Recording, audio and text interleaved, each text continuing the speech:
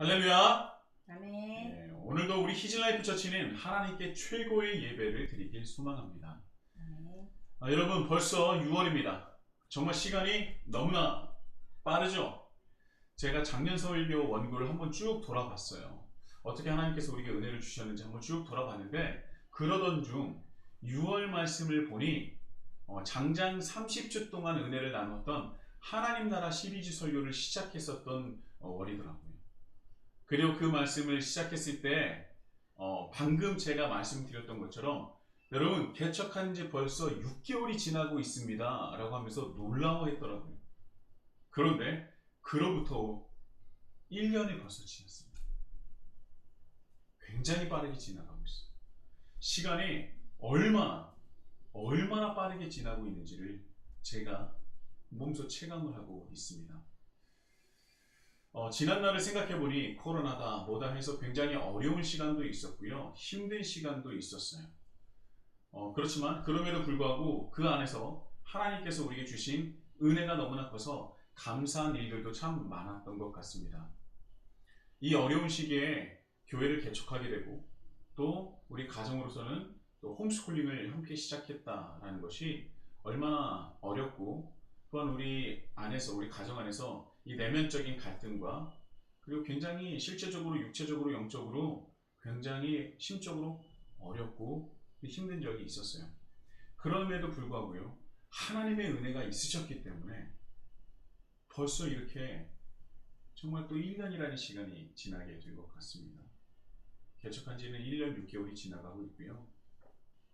그리고 홈스쿨링은 이제 반년인가요? 반년이 지나가고 있습니다. 너무나 감사하죠. 너무나 감사하죠.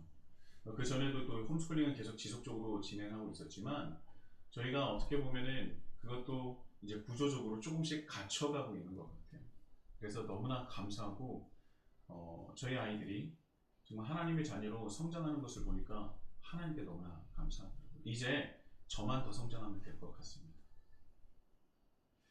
이런 이 부족한 점이 너무나 많지만 하나님께서 이렇게 우리가 하나님 나라를 위해서 살려고 하는 그 몸부림에 참 기뻐하신다라는 생각을 가지고요. 부족했지만 그러나 이 몸부림에 하나님께서 기뻐하시고, 그래서 하나님께 더 큰 은혜와 사랑을 부어주셨는 거라고 저는 분명히 생각합니다. 너무 감사하고 또 감사하죠. 그리고 제가 감사한 것도 참 많았지만 이 스스로에게 아쉬운 것도 참 많았던 것 같습니다. 아직도 여전히 죄에 대해서 자유롭지 못하고요. 자기중심성과 여전히 싸우고 있는 저의 모습이 참 부끄러운 것도 사실입니다. 제가 말씀을 읽고 또 기도하면서 오직 하나님과 하나님 나라를 위해서 살아가겠다고 다짐을 했지만 역시 인간의 연약함과 부족함으로 죄를 또 지을 수밖에 없었고요. 또 어느새 하나님이 아닌 내 자신을 위해서 그리고 내 중심적으로 살아가는 모습을 그리 어렵지 않게 발견하게 됩니다. 아쉽죠? 답답하고 부끄럽습니다. 그래서 저는요, 다시 정신을 차리고 기도드리면서 삶의 방향성을 다시 고쳐보긴 합니다. 그래서 제가 스스로 다짐한 게 뭐냐면, 관수야, 퇴보하지만 말자. 멈춰서도 가끔 멈출 수도 있지. 그런데 퇴보하지는 말자 라는 생각으로 이제는 살아가게 되는 것 같습니다. 저도 마찬가지로 여러분들과 별 다를 바가 없습니다. 그저 한 사람 그리스도인으로서, 하나님의 자녀로서 그의 자녀다운 그리스도인다운 그런 삶을 살기 위해서, 하나님께 영광을 돌리기 위해서 오늘도 내일도 노력하고 또 걸어가는 것이죠. 여러분, 우리는 언제 그리스도인으로 완전해질 수 있을까요? 가능한 것입니까? 하나님께서는 우리를 분명히 사랑하십니다. 그것은 변치 않죠. 그 사랑이 너무나 커서 우리를 기다리시고 또 기다리시는 것 같습니다. 그리스도인으로 성장하고 완전해질 때까지.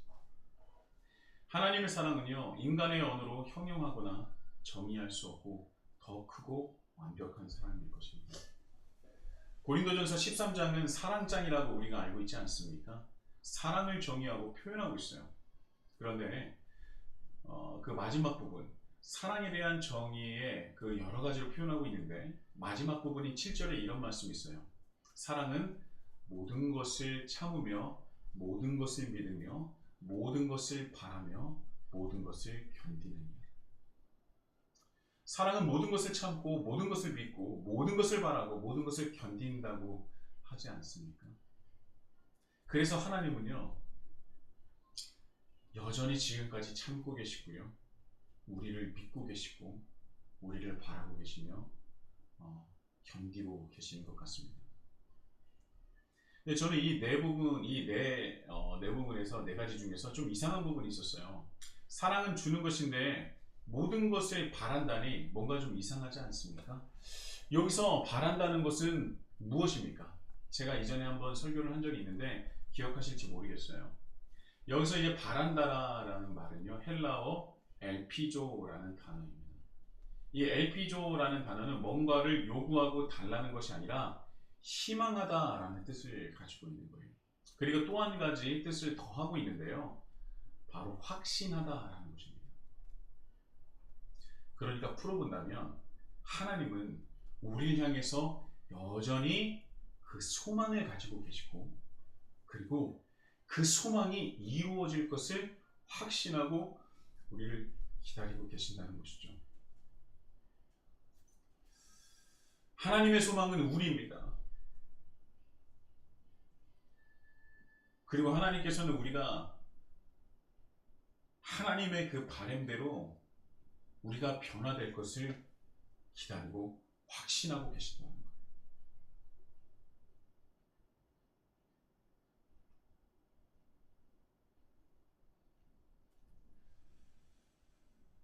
하나님이 우리를 향해서 LP죠.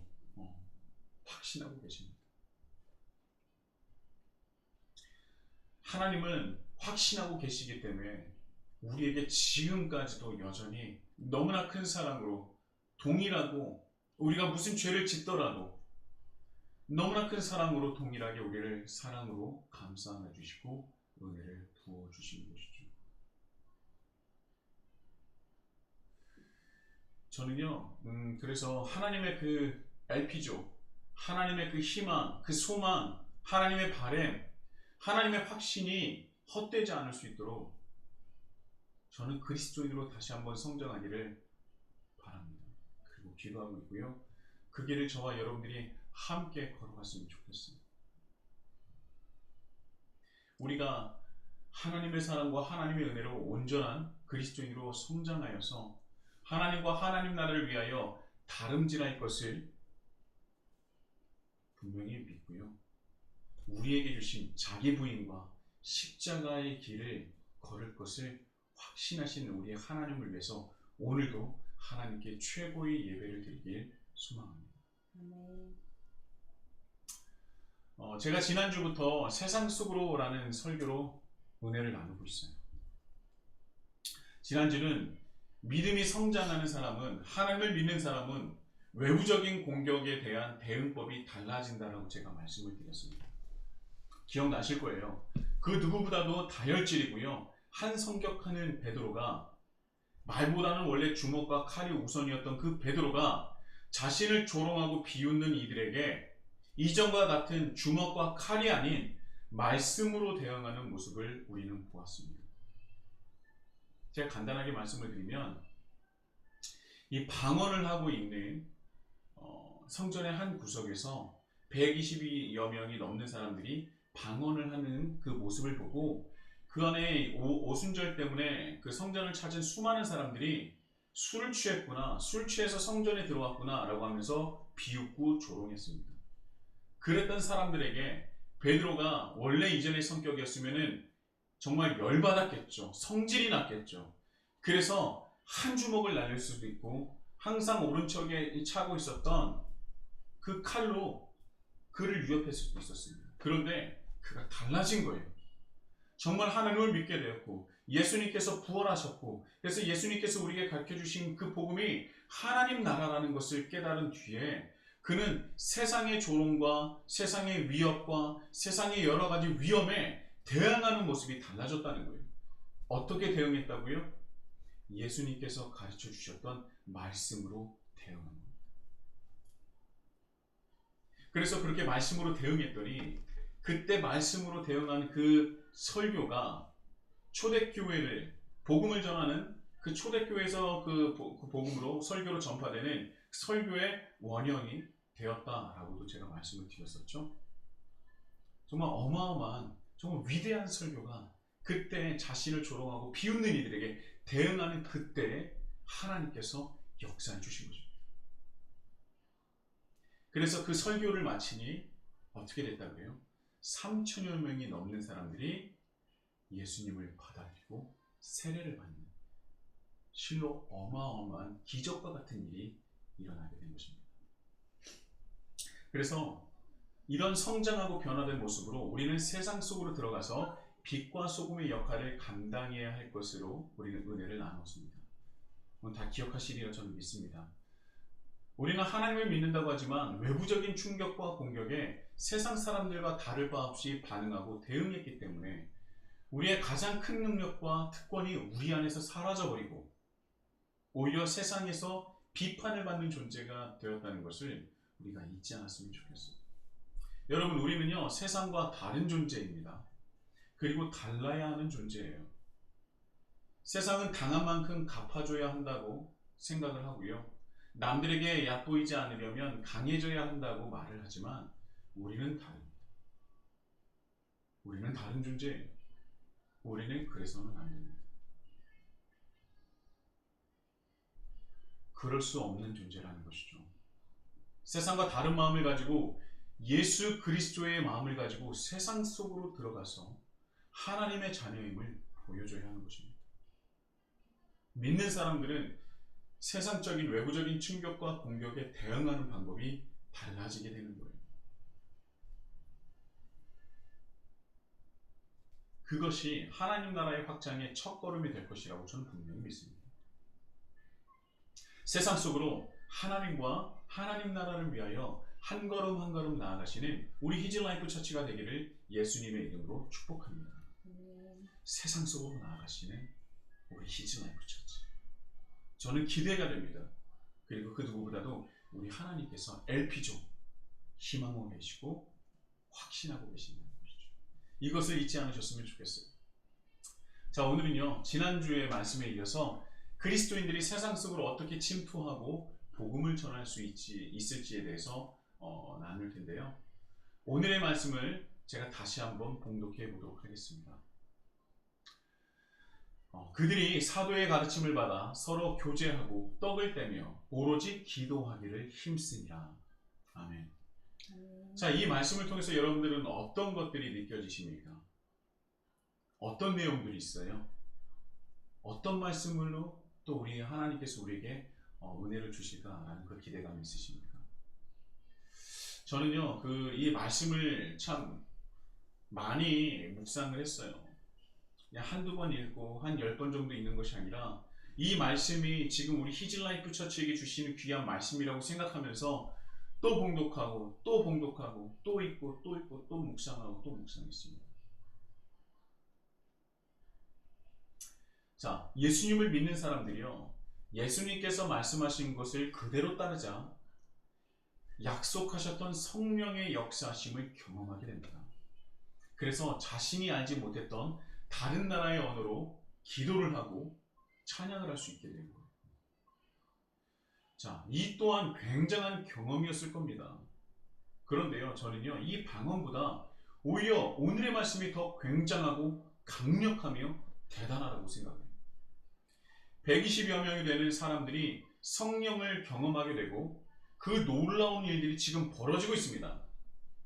또 베드로의 설교에 3천여 명이 세례를 받고 그리스도인이 되었어요. 예수님께서 우리가 그토록 기다리고 기다렸던 메시아다라는 것을 받아들였다는 겁니다. 그리고 그랬던 그들이 그렇게 받아들였던 그들이 예수님께서 메시아라는 것을 받아들였던 그들이 처음으로 시작한 일들이 무엇이냐? 바로 하나님의 말씀, 즉 사도의 가르침을 받기 시작했다는 겁니다. 여러분, 이 오순절에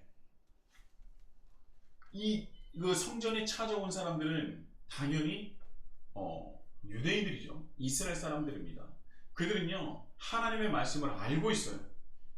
또 우리가 여기서 한 가지 더 알아야 할 것은 무엇이냐면, 그들에게 하나님의 말씀을 가르칠 존재는요, 그냥 일반 사람이 아닙니다. 근데 여기서 가르침이라는 헬라어를 한번 알아볼게요. 이 가르침이라는 헬라어는요, 디다케라는 단어예요. 이 디다케라는 단어는요, 일반적인 가르침과 배움보다는 훨씬 더 그것에 몰두하다, 전력을 다하다 라는 뜻을 함께 내포하고 있다는 거예요. 그러니까 내가 나 이거 배워볼게, 내가 한번 운동을 한번 배워볼까? 요즘에 정말 유명하다는 그 뭐예요? 뭐죠? 필라테스. 그렇죠. 필라테스 나 한번 배워볼까? 라는 정도의 그 가르침과 배움이 아니라, 내가 여기에 정말 전력을 다하겠다, 내 온 힘을 다하겠다, 내 온 전심을 다하겠다는 뜻이 디다케라는 단어 안에 들어있다는 겁니다. 그냥 배움이 아니고 그냥 가르침이 아니라는 겁니다.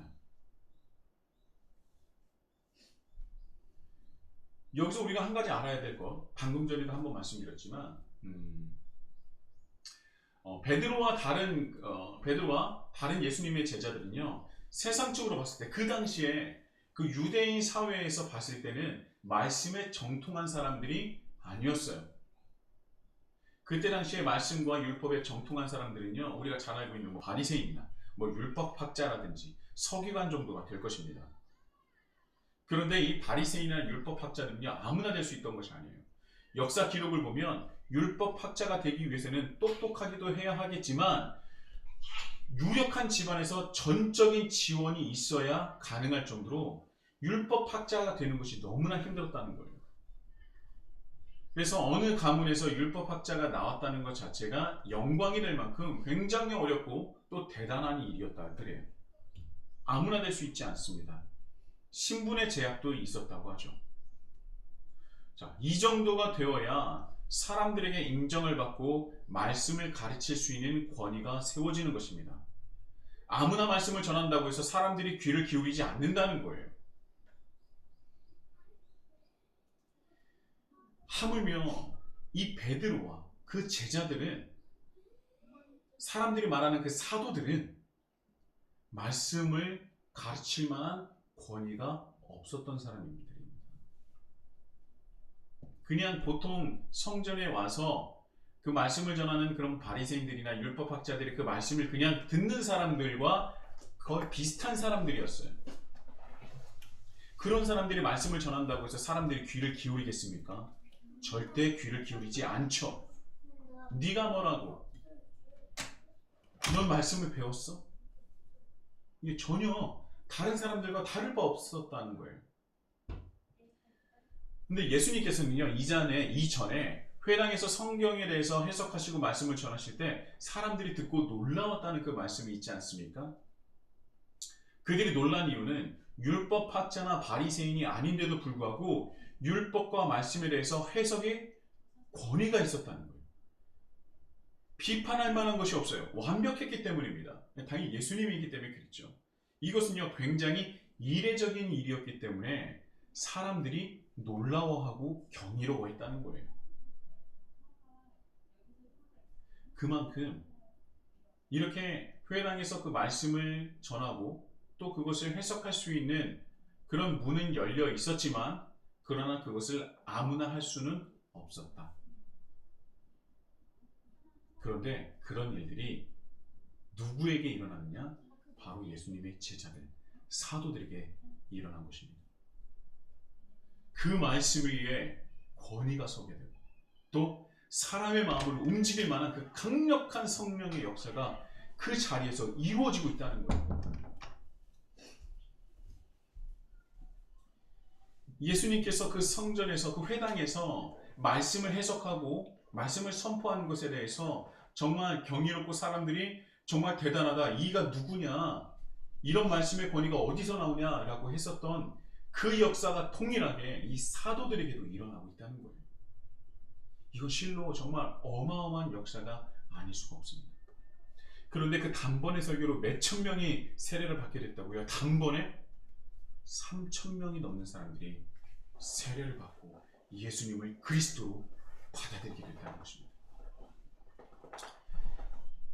베드로는요, 유대 사회에서요, 말씀을 전할 수 있는, 회당에서 말씀을 전할 수 있는 그 사회적인 자격을 갖추지 않았어요. 그런데 그랬던 베드로와 또 예수님의 제자들에게 그런 가르침을 받았다는 것은요, 이 당시에는 일어날 수 없었던 일인 것입니다.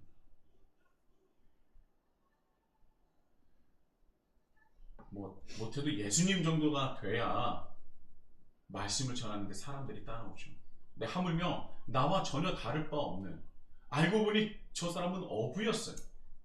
또 한 사람은 뭐예요? 세리였대. 그들 입장에서는 이 말도 안 되는 일입니다. 내가 그런데 그들에게 말씀을 내가 배운다고? 근데 그들이 말씀을 가르친다고? 여러분, 이것은 있을 수 없는 일이에요. 그런데 여기서 우리가 또 주목해야 될 것은 무엇이냐면, 사도들은요, 말씀을 가르칠 만한 사회적인 자격을 갖추지 않았을 뿐이지, 그러나 누구보다 복음에 대해서는 아주 정통했다는 거예요. 자, 그들은 누구에게 말씀을 배웠습니까? 예수님에게 말씀을 배웠죠. 3년의 공생의 기간, 말씀의 본체이신 예수님께 복음에 대해서 보고 듣고 배웠습니다. 비록 그때는 자신의 생각으로 100%다 받아들이지 못했지만 예수님께서 부활하신 후 40일간의 제자들과 함께한 시간 동안 지난날의 가르침을 다시 되새겨 주시면서 다시 그 마음판에 기록해 주신 것 아니겠습니까? 그래서 그들은요, 완전한 교육을 하나님 예수님께서 이루어 주신 거예요. 저도요, 신대원 준비할 때 어떤 일이 있었냐면, 신대원을 준비할 때 노란책이라고 해서 이때까지 역대 신대원 그 입시 문제를 모아놓은 그 노란책이라는 것이 있어요. 그것을 저는 풀고 또 풀고 다 풀었습니다. 그래서 그 문제에 관련한, 정말 누가 툭 치면 그냥 바로바로 나올 정도로 제가 달달달 다 외웠거든요. 그런데 모의고사를 보면은 성적이 그만큼 나오지 않는 거예요. 답답했죠. 왜 그러지? 내가 이만큼 내가 다 하라는 것 다 했는데 왜 안 되지?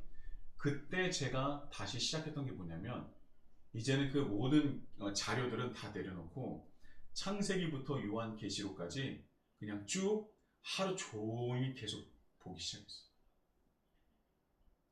하나님의 말씀을 다시 이제 쭉 그 말씀을 보기 시작하니까 그 파편적으로 문제로서 나뉘어 있었던 모든 것들이 하나로 엮어지는 그런 정말 진귀한 그 경험을 하게 됐습니다. 그래서 이제 말씀을 읽게 되니까 말씀이 하나하나 파편적으로 정말 흩어졌던 것들이 연결이 되니까 모의고사를 보는데 굉장히 고득점을 하게 되었습니다. 그러니까 여러분, 똑같은 거예요. 내 생각으로 이 말씀이 아닌 다른 것으로 무엇인가 해보려고 한다면 여러분, 우리는 하나님을 알기가 참 쉽지가 않은 것 같아요. 말씀을 읽고 있는데도 불구하고 말이죠. 저는요, 예수님께서 3년 넘도록 그렇게 말씀을 전해주신 것이 그들 안에서 사라진 건 아니에요. 다만 내 생각으로 그것이 파편적으로 나뉘어져 있었던 것이죠. 그런데 그것을 예수님께서 부활하신 후에 40일간 예수님께서 제자들과 함께하는 그 시간에 모든 것이 다 깨어지고 다시 새롭게 되는 그 시간에 40일간의 시간이 3년간에 있었던 모든 것들을 하나로 연결하는 그런 시간이 되었던 것입니다. 사도들은요, 말씀과 복음에 대해서 다른 사람들이 경험하지 못한 보고 듣고 배우는 특별한 시간을 가졌던 것이죠. 그래서 그들이 이제 예수님께서 승천하신 뒤에 예수님께서 말씀하신 것을 가지고 듣고 마음에 새기며 세상 속으로 들어갔던 거예요. 그곳이 바로 어디냐? 성전이었던 겁니다. 그리고 성전에서 말씀을 전하게 되는 것이죠.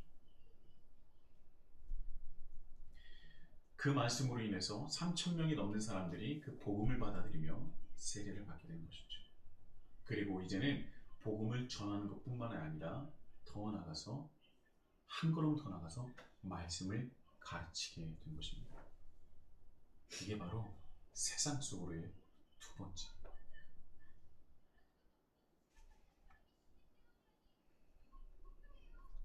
말씀을 세상 속에서 말씀을 전하는 것, 그리고 더 나가서 세상에서 말씀을 가르치는 것. 이것이 바로 그리스도인의 첫 시작이 되어야 된다는 것입니다. 말씀을 가지고 선포하는 것. 첫 번째고요. 그리고 두 번째는 말씀을 가르치는 것. 이것이 바로 그리스도인이 세상 속으로 들어가는 첫 번째 시작이 되어야 한다는 것이죠. 우리는 세상 속으로 나아가 다른 것이 아닌 하나님의 말씀을 전하는 사람이 되어야 하는 것입니다.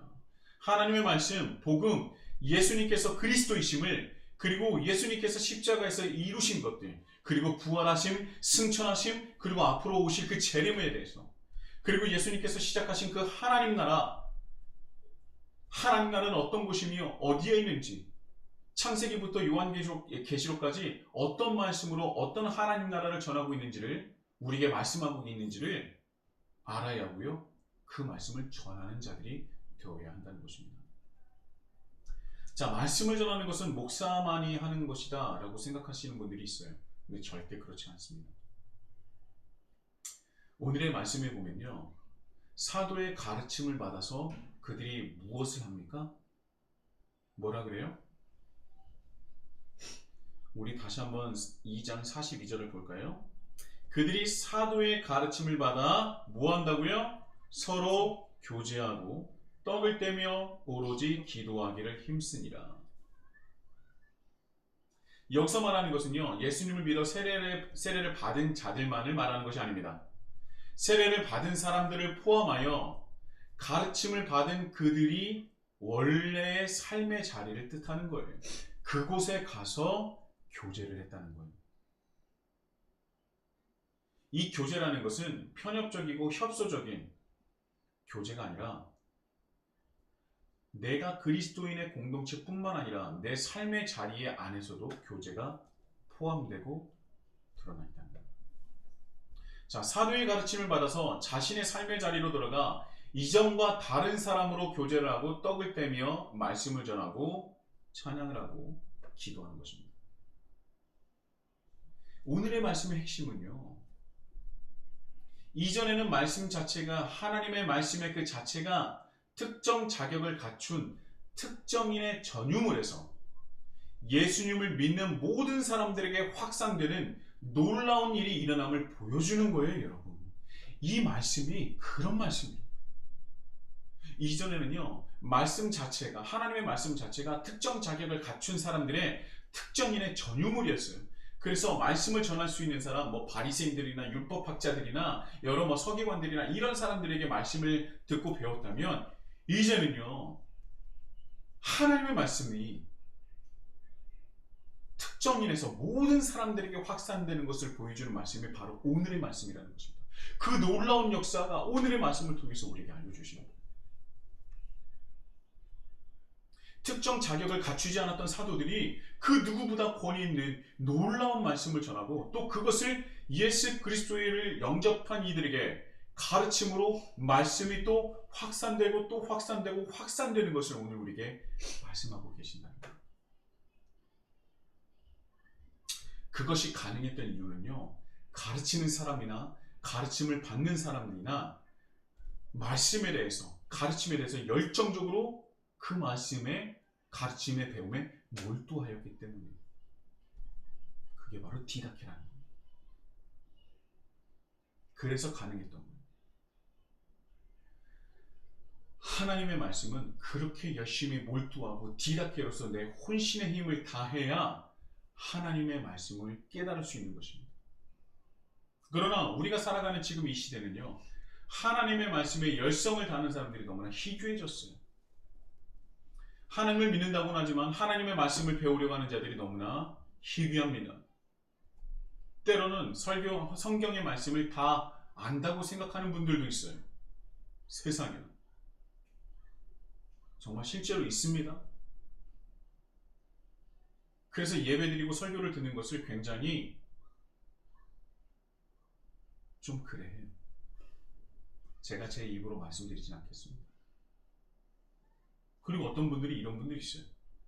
하나님의 말씀을 배우고 아는 것 자체를요, 다 알아간다는 것 자체를 불경하게 여겨요. 어떻게 우리가 연약하고 부족한 사람이 하나님의 말씀을 알 수 있느냐? 모르는 게 당연한 거 아니냐? 하나님께서 우리에게 성경의 그 말씀을 허락하신 이유가 무엇입니까? 예수님의 말씀의 본체이신 예수님을 이 땅에 보내주신 이유가 뭐예요?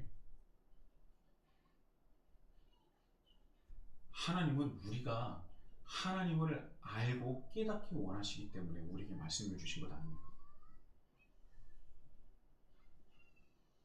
그런데 그 하나님께서 자신을 드러내기 위해서, 자신을 알리기 위해서 자신 스스로가 성경에 자신을 담아 놓으셨는데, 그런데 우리는 그런 보물 중에 보물을 우리가 가지고 있음에도 불구하고 그것을 귀하다는 생각을 하지 못하고 보지도 배우지도 노력하지도 에너지를 다하고 있지도 쏟고 있지도 않다는 것이죠.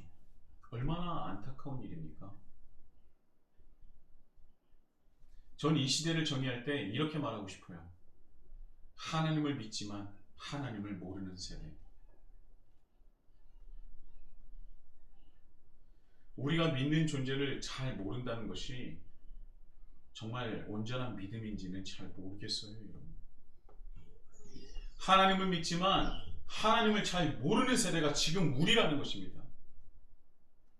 잘 모르면서 믿고 있다는 것이에요. 이게 정말 가능한 일입니까? 우리가 그분의 존재를 모르는데 믿는데요. 말씀을 1년에 1독하고 12독하면 뭐합니까? 여러분 솔직히 안 읽는 것보다는 낫기는 하겠죠. 그러나 그 말씀이 주는 의미와 하나님의 뜻이 무엇인지도 모르고 그냥 읽기만 하면은 정말 우리가 변화됩니까?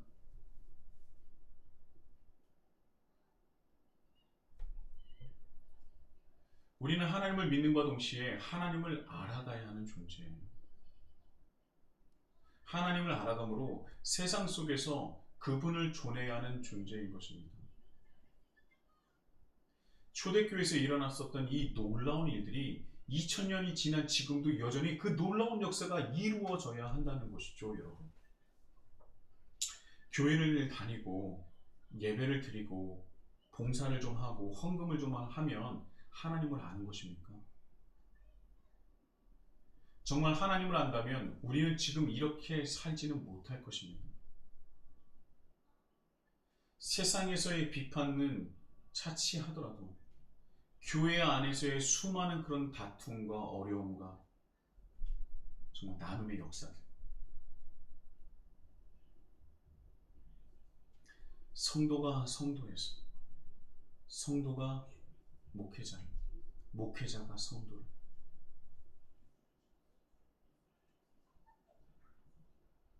이것은 다 하나님을 모르기 때문에 그렇습니다.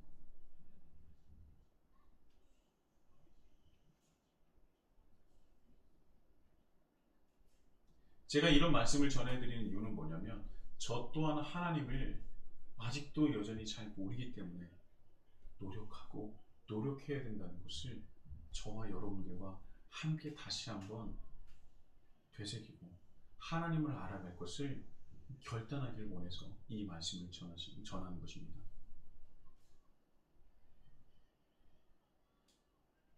우리가 하나님을 알아가면요, 내가 철저하게 죄인임을 고백할 수밖에 없어요. 나는 연약하고 부족해서 정말 그런 존재이구나. 나는 너무나 부족한 존재구나. 그래서 내 눈에서 눈물이 마르지 않게 된다는 것입니다. 그래서 여기서 머물지 않게 된다는 거예요.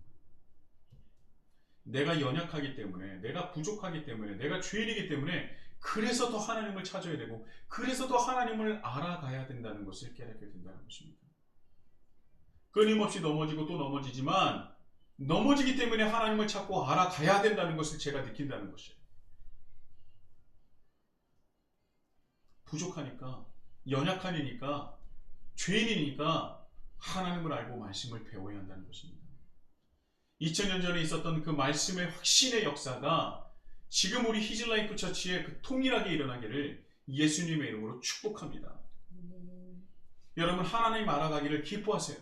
기뻐하셔야 됩니다. 노력하셔야 됩니다.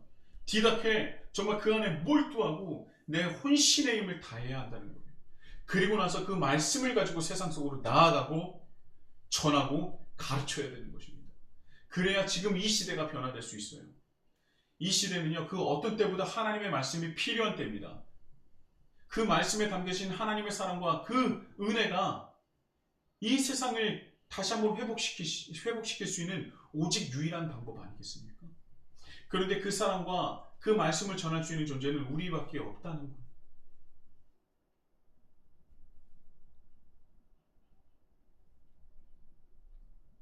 그리스도인인 우리 그리스도인, 우리는 우리가 세상 속에서 살아가는 방법, 생존하는 방법은요, 세상과는 다릅니다.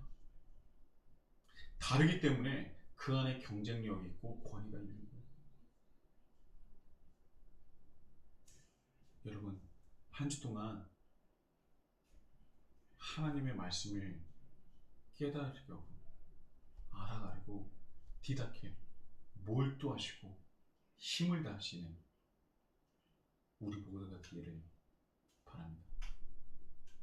우리는 달라야 돼요. 다르기에 경쟁력이 있고 권위가 있을 수 있습니다. 한 주 동안 우리의 삶의 자리에서 세상 속으로 말씀으로 변화시키는 우리 히즐라이프 처치가 되기를 예수님의 이름으로 축복합니다. 아멘.